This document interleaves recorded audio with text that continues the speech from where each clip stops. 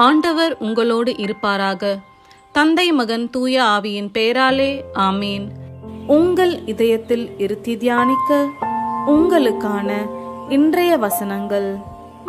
மத்தேயு அதிகாரம் 16, இறைவசனங்கள் 21 23 முடிய. இயேசு தாம் எருசலேமுக்கு போய் மூப்பர்கள், தலைமை குருக்கள், மறைநூல் அறிஞர்கள் ஆகியோரால் பலவாறு துன்பப்படவும் கொலை செய்யப்படவும் 3ஆம் நாள் உயிருடன் எழுப்பப்படவும் வேண்டுமென்பதை தம் சீடருக்கு அந்நேரம் முதல் எடுத்துரைக்க தொடங்கினார். பேதுரு அவரை தனியே அழைத்து கடிந்து கொண்டு, ஆண்டவரே, இது வேண்டாம், இப்படி உமக்கு நடக்கவே கூடாது என்றார். ஆனால் இயேசு பேதுருவை திரும்பி பார்த்து, என் கண் முன்னே நில்லாதே சாத்தானி, நீ எனக்கு தடையாய் இருக்கிறாய்.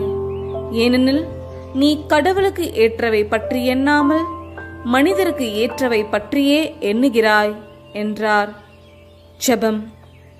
எங்களுக்கு இளைப்பாறுதல் தரும் அன்பு தெய்வமே, உம்மை வாழ்த்தி போற்றி துதித்து வணங்குகின்றோம். இன்று இந்த இறை வசனங்கள் வழியாக நீர் எங்களோடு பேசிய உமது கிருபைக்காக நன்றி கூறுகின்றோம். நீர் உம் தந்தையின் விருப்பத்தை நிறைவேற்றவே இந்த உலகில் பிறந்தீர். அன்று பேதுரு உம்மேல் உள்ள அன்பின் பொருட்டு நீர் உம் தந்தைக்கு ஏற்புடையவாறு செயல்படுவதற்கு தடை விதித்தார். நீர் அதை விரும்பவில்லை. அவரை கடிந்து கொண்டீர். அப்பா, எங்கள் வாழ்வில் நாங்களும் உம்மை போன்று தந்தையின் சித்தத்திற்கு வாழ எங்களுக்கு அருள் தாரும். எங்கள் படைப்பின் காரணத்தை உணர பரிசுத்த ஆவியுடன் மன்றாட எங்கள் உள்ளத்தில் ஒரு எழுப்புதலை தாரும். கால் போன போக்கில் வாழாமல் எங்கள் பிறப்பின் நோக்கத்தை நாங்கள் உணர கிருபை செய்யும்.